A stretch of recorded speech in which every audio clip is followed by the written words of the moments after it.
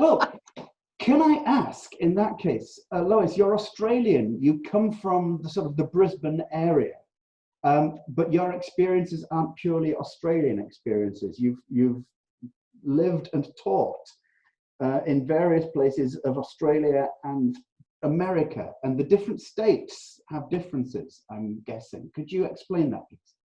Yes, it's complicated. I married a professor and he has a PhD, so the genetics are there. And what's happened is that political things have changed his work environment, so we've moved. Yeah.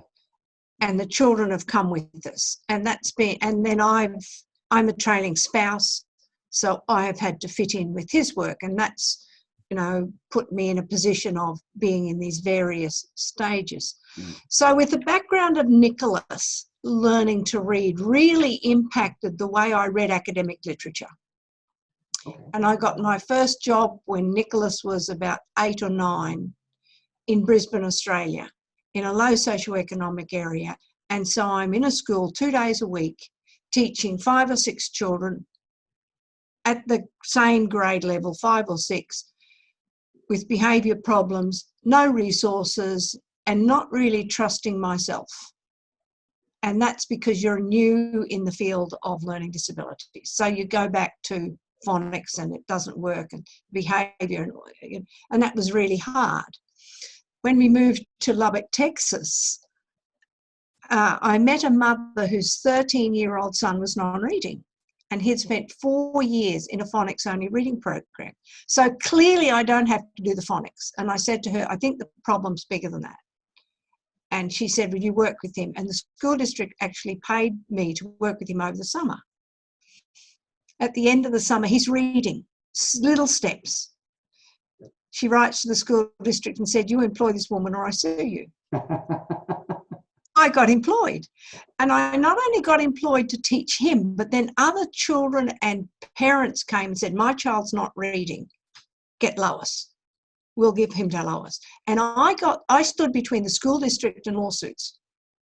My job was to teach the child to read, which gave me the flexibility.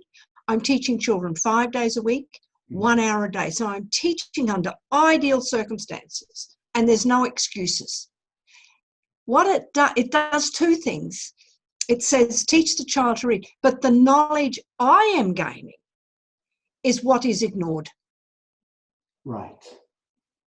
And could you say what is ignored? That, everything today is about the science of reading. Yeah. The science of reading is great. We're teaching children. Where's the connection? And that's what I do. It's not just this, but how are we going to marry it and fit it so the child says, this is worth my time and effort?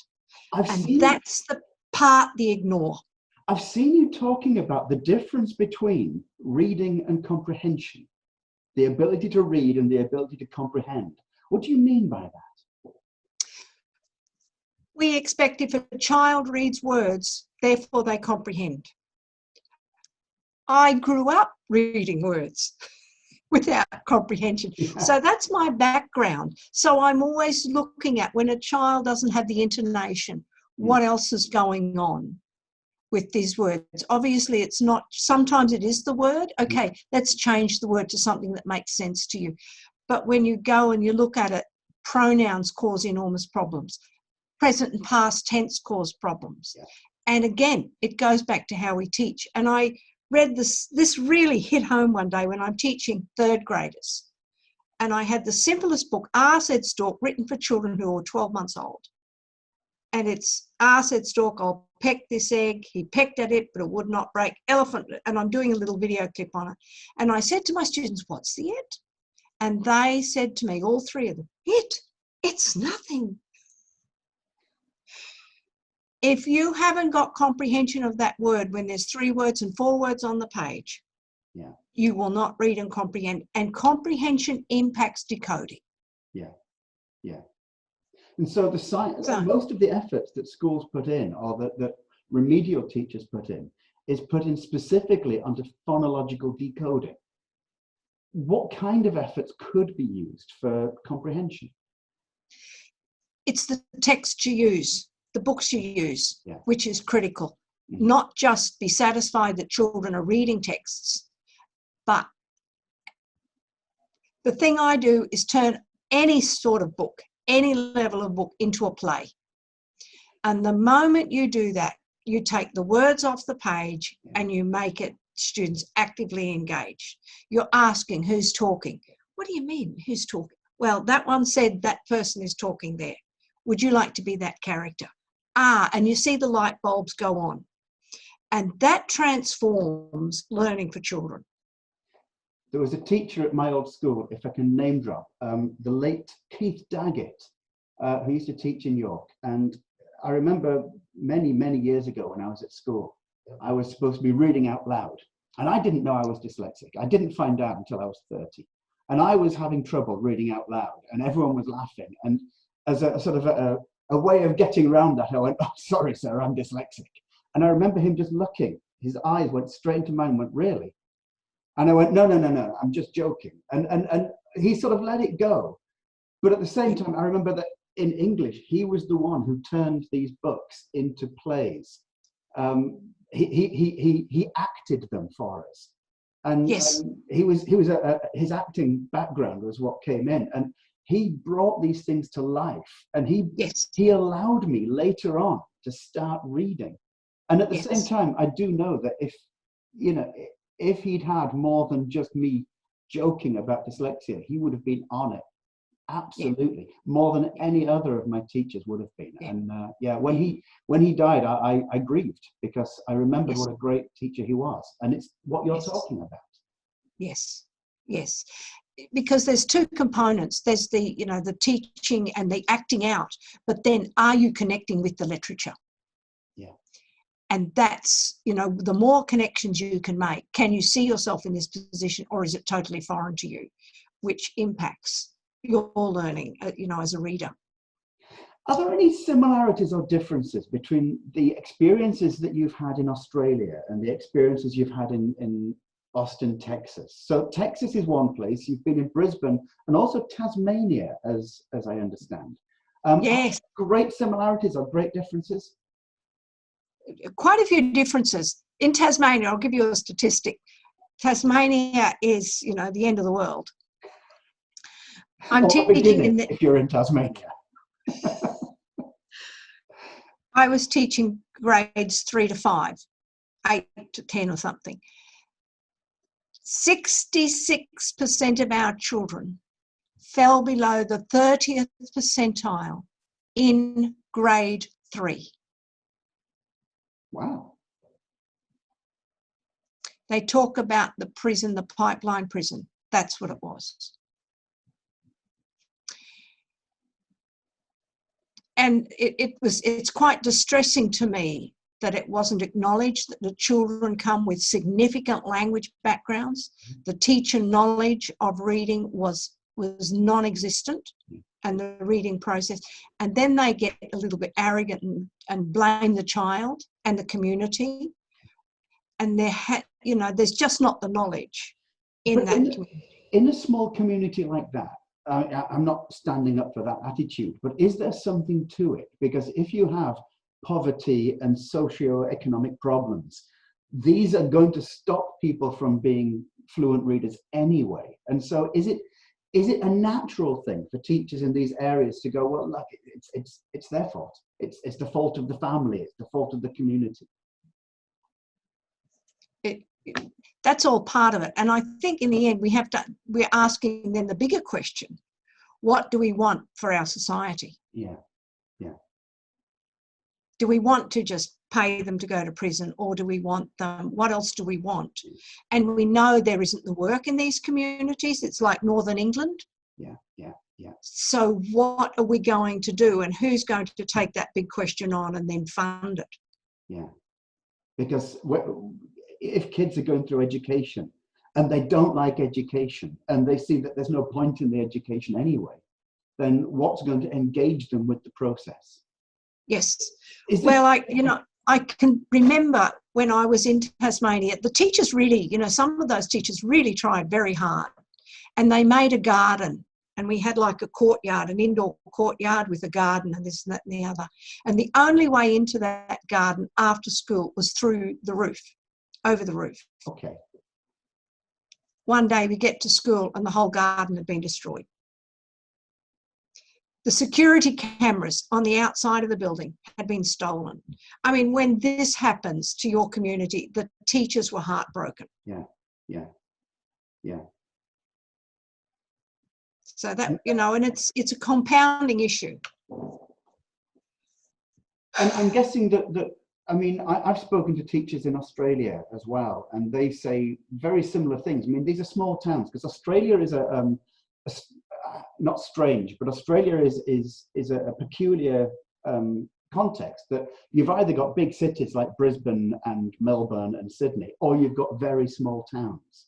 And in these very small towns, I hear this over and over again, that within a classroom, it's behavioral, oppositional behavioral disorder. It's people who don't want to be there. It's people from massively different socioeconomic backgrounds crowded into the same place. And the teacher's a firefighter. Yes, yes, yes, yes, very much so. And, you know, we've taken on the English system of private schools versus public schools. Right. Where's the funding going? Yeah. So the rich are getting richer, the poor are getting poorer. Yeah, yeah. And of course, often the people who've got dyslexia, if that dyslexia is hereditary, if it runs in the family, then that family will be from a socio-economically deprived background, likely, more than likely. And so they're less likely to be able to afford the kind of help that they might need. Is it the same in Texas? Are you in a big city, or is it, again, small towns, or how does that work then? We were in Lubbock, Texas when we were there. I found the attitude in Lubbock, you know, really quite fascinating. Lubbock is a university town.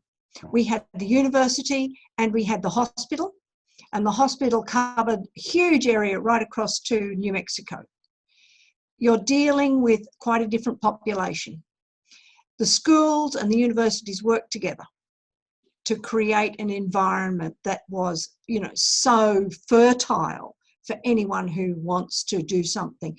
And that dependence and interdependence creates a different mentality. And that was, you know, that's where Nicholas went from the bottom to the top. That's where I had the best job in the world. Yeah. And Nicholas is working, he's a scientist, and he's working on something to do with, I don't understand, something to do with the COVID-19 bacteria. And is that right? He's a mathematical modeler.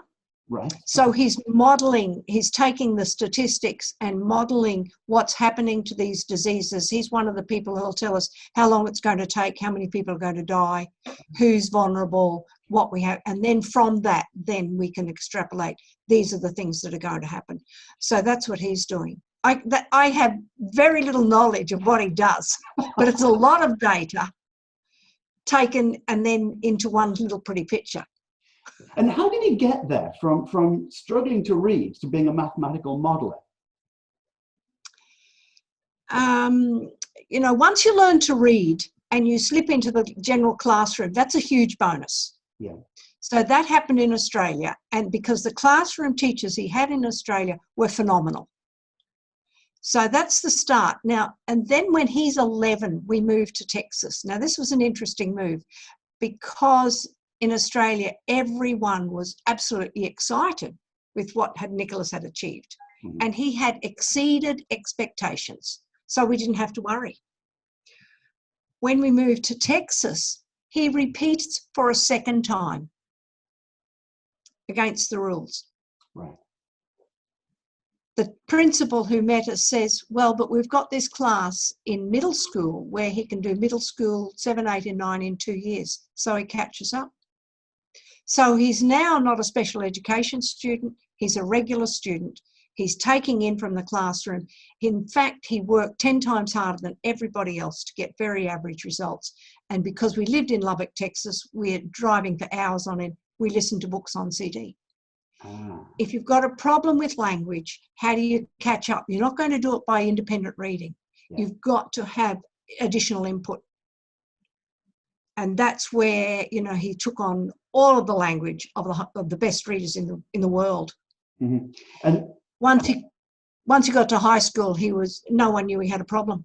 So something you said, just to pick up on that, this idea of driving long distances. In somewhere like Texas, are these distances between home and school and work, are they extended distances? Not between home and school. In fact, Lubbock was amazing because we would drive 15 minutes, you know, to go to the pool. I mean, that's nothing, is it? Yeah. And he's up at 5, and everything in Lubbock was so tiny that the day was fantastic, but it's leaving Lubbock. The minimum drive was 2 hours. Yeah. The next town was Santa Fe, and that's a 5-hour drive if you don't stop. Yeah. So it gives you the opportunity to listen. Yes. And anything, you know, 10 hours was nothing. Mm-hmm. And so we'd go away. So, you know, you've got a 10 or a 12-hour drive one way. Mm-hmm. What are you going to do? Oh, got to listen. And Nicholas would be the first one to say, what books have we got? What are we going to listen to this time? So he got that love of books by that point already. And yeah. Is there something that you notice between the difference between Australia and America that one could improve or the other could teach? Well, it really comes down to an attitude, doesn't it? Yeah, I think so. Yeah. And one is an attitude. The second is the school in Lubbock, you know, had the accelerator reader program, which Nicholas bought into. Well, they banned it by the time we'd left because most people hated it. But having a system that every child buys into. Yeah. To encourage children to read. Because Nicholas was reading 20 minutes a night in Australia. Mm-hmm. In America, he's reading 2 hours a night. Right. For 5 and 6 nights a week. I mean, that's an order of magnitude. Is it because he was compelled to read this amount? It's Nicholas's self-discipline. Right. Yeah. That's what drove it, you know. And we didn't know Nicholas was so self-disciplined. Yeah. And he's hyper-focused, like I hyper-focus. Mm-hmm. This is what I've got to do. Mm. This is what I've been told to do. Read a book. Yeah. And his self-discipline came from within. It came from the family structure. Yeah, from him. Mm-hmm. From him. I mean, you know, my husband's a high flyer, and these people at universities, they're not within the normal. Yeah. And my husband is, you know, meticulously ordered and over conscientious. Yeah. And Nicholas has got that from both of us. Yeah. Because you've got to be on that extreme of everything to get to that level. Yeah. So. And I guess in Lubbock as well, because there was the university and the hospital, these give people an idea of what they can achieve, or they show that education is for something. Exactly. And any university community, as you know, is multicultural. Yeah. And it compounds, you know, and it becomes a hothouse. It's like Oxford and Cambridge, you know. It's phenomenal when you're hothousing these ideas together, that everyone, they don't compete, but you're building ideas all the time, and it's acceptable to be outside of normal and think outside of the box. Yeah. And so did you find that Texas, or at least your area of Texas, thinking outside the box was more accepted than in Brisbane, or is that an unfair thing to say about Brisbane or about Tasmania, for instance? I think the saddest thing to me in Australia was that education was not that important. Right. Okay. It was far more important to go to the beach. Yeah.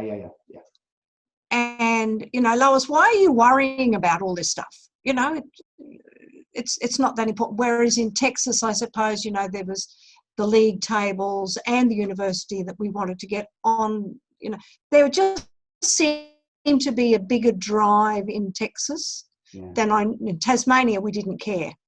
And what I did in Tasmania when I was teaching, because, you know, in every community, in every culture, there are children, there's a spectrum, really smart, not so smart. Yeah. And so I took our children who were in the top to the University of Tasmania to show them, you know, it was 30 minutes away. They'd never been there. They'd never seen it. And one little boy gets there and says, it's a whole city, buildings for everything. You know, that they are just, it's just so foreign to some people that these things exist. Yeah. So it's a matter to me of getting the ideas very early that the world is open to all sorts of things, because these communities close their ideas and close their doors. We can't. Why are you doing that very early on? Yeah. You know. Yeah. I was fortunate. I grew up in the shadow, literally the shadow of the University of York. My street when I was a child was, what, 10 minutes walk away from the university, and we used to play in the university grounds. And so even as a 7-year-old, I mean, no one noticed any academic problems. Well, actually they did. Yeah. I was smacked a lot in school for not being very good at subjects, but no one thought it was significant. And I still had this idea that university was the natural thing for me to do, simply because I lived in a university area. And if I hadn't known that, I don't think I'd have been so stubborn about my ability to achieve at school. And I think that's quite an important lesson, that where there are these structures, that if we can show kids that there's something to aim for. Yes. Yes. Yes. And that learning is not just what you're doing today, but it builds for all sorts of things. You know, there's quite a lot of academic research on the power of content knowledge, particularly for those who struggle with reading. And that's what I did with Nicholas. And in the interview I did with Elizabeth, Nicholas said, you know, I have a love of learning that'll last me a lifetime. I always want to be learning. And that's what I tapped into. And there, you know, in England, you're incredibly lucky. You have so many artifacts, all within a stone's throw of you. Yeah. That's why England was so powerful for Nicholas. But back to the example of York, and it's not the only city I've lived in, but it's where I grew up, and it's where I returned to. Everywhere you go in York, there's a reminder of Constantine the Great. There's a reminder of the Vikings. There's a reminder of the kingdom of the Anglo-Saxons. There's the Georgian era. You can see it. The city breathes heritage, and it's very natural to breathe with it in that respect. Yes, yes. And your York Museum of the Vikings was phenomenal, going back in time. I still remember that. That was 25 years ago we were there. You still remember the smells, don't you? Yes, and the reversing of the seats so you go backwards was phenomenal. Yeah. And then you're immediately into timelines with children. And as educators, we have to use those things. Yeah. You know, it's so much more than teaching letters and sounds. And this idea that education becomes multisensory is very important. Yes. Yeah, particularly for children like you and I. And I'll go back to what you said about being smacked. Yeah. Like you're going to learn it any better. No. There's nothing about smacking me that's going to make me learn. I mean, I was guilty when I first started with Nicholas of getting upset with him. And that's when my mother-in-law really said, you know, she said, Lois, make learning fun. Yeah. And that's when the social emotional learning really started to take off. Yeah. And the other one is academic research is tapping into curiosity and what that does for brain and learning and memory. Yeah. And we have ignored that in teaching children. And it said in one of the books I read, it's Mario Livio's book, Why, on curiosity. He said, curiosity propagates learning. And that's what it did for Nicholas. Yeah. You know, you think you're learning A, but you're not. You're learning A and the circle around it and the circle around, and it just poof. Yeah. And one of the tragedies is where people learn slowly or where people read slowly, they only learn maybe that one piece of information you give them, whereas others will learn 3 pieces of information for everything you teach them. And they fall further and further behind. So we've got to create a culture of curiosity. Is there anything you'd like to finish off with? You've had these experiences of learning and of teaching, of a husband who works at universities, of a son who struggled and then flourished and now works in a university, and yourself teaching special educational needs children. You've had these experiences in America, in Australia, and in Tasmania. I mean, I know it's Australia, but it's sort of half in, half out in culturally speaking. Is there any final observation you have about this multicultural experience? You know, I think I'd like teachers and administrators, we can't leave the administrators out, to be a little bit more curious about children who struggle with reading. Yeah. Just be a little bit more curious, and it's more than just teaching decoding. Yeah, yeah. And the way we see those children, I mean, studies have been done. When we think a child is not smart, that's what we produce. And instead of thinking them as learning disabled, let's think of them and relabel them future rocket scientists. Yeah, I'll go with that, definitely.